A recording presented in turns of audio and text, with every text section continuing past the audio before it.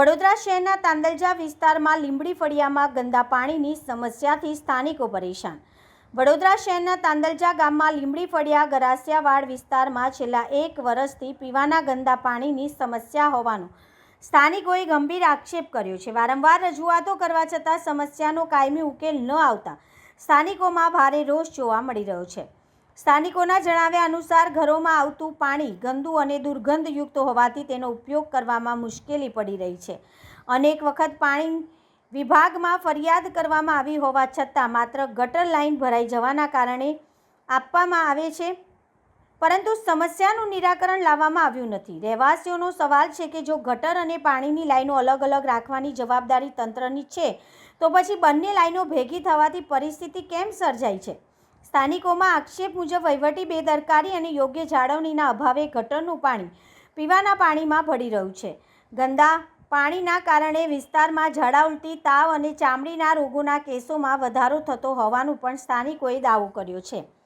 રોગચાળાની ભીતિ વચ્ચે લોકોને પીવાના પાણી માટે વોટર કુલર, કેન અને અન્ય વિકલ્પો પાછળ વધારાનો ખર્ચ કરવો પડી રહ્યો છે, જેના કારણે આર્થિક બોજ પણ વધી રહ્યો છે। સ્થાનિક આગેવાન અશફાક મલિકે તંત્રને ચેતવણી આપતા જણાવ્યું કે જો આગામી 7 દિવસમાં સમસ્યાનો કાયમી ઉકેલ નહીં લાવવામાં આવે તો સ્થાનિકો સાથે મળીને ઉગ્ર આંદોલન કરવામાં આવશે। સાથે જ જવાબદાર અધિકારીઓ સામે કાર્યવાહી કરવાની પણ માંગ કરવામાં આવી છે।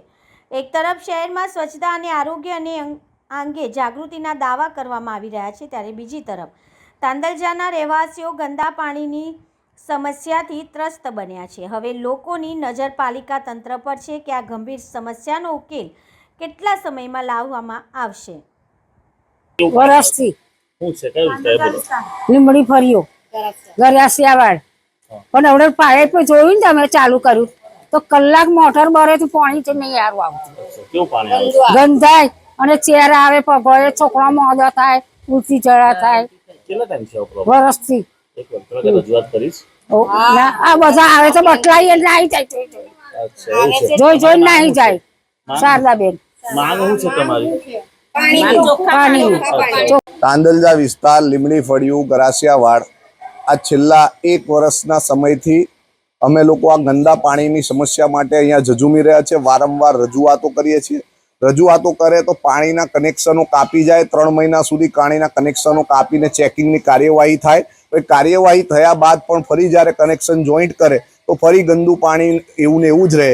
અને જ્યારે પણ નળ અહીંયા કોર્પોરેશનનું નળ અત્યારે તમે જોયું હશે કે પાણી ખોલવામાં આવે જ્યારે નળ એટલે એટલું સ્મેલિંગ મારતું પાણી આવે ને આવું પાણી કોર્પોરેશન દ્વારા લોકોને પીવા અને વાપરવા માટે આપવામાં આવે। આ પાણીથી નાહી પણ હાથ પણ ના ધોઈ શકાય એવું પાણી આવે છે। એના કારણે ઘણા બધા લોકોને સ્કિન ડિસીઝ, ચામડીના રોગો થયા છે, ઝાડા ઉલટીના કેસો દિવસે દિવસે વધી રહ્યા છે અને તેમ છતાં ગંદા પાણીની આ સમસ્યાનું સમાધાન કરવામાં આવતું નથી।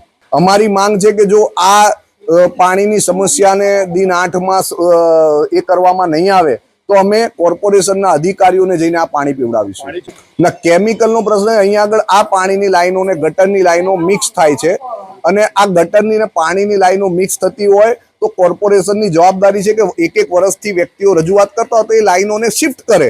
એ લાઈન શિફ્ટિંગ કરવાની નહીં અને ગટરવાળાને પૂછો, પાણીવાળાને પૂછો તો કે ગટરો ઉભરાય છે એટલે પાણી, ગટરો ફૂલ છે એટલે પાણી ગંદુ આવે છે। ભાઈ ગટરો ફૂલ છે તો ગટરો વાળો ગટરોનું કામ કરશે। ગટરની ને પાણીની લાઈન જ્યારે તમે લોકો કનેક્શનો કરો છો, ગટર લાઈન બનાવો છો, પાણીની લાઈન બનાવો છો ત્યારે આ જવાબદારી કોની છે? એટલે અણઘડ વહીવટ, કોઈ વિચાર્યા વિનાનું કામ કરવાનું, જે આવે તે જેમ તેમ કામ કરીને જવાનું, કોન્ટ્રાક્ટરોના પૈસા ગજવા ભરવાનું કામ કરવાનું અને એના કારણે લોકોને હંમેશા વેઠવાનો વારો આવે છે।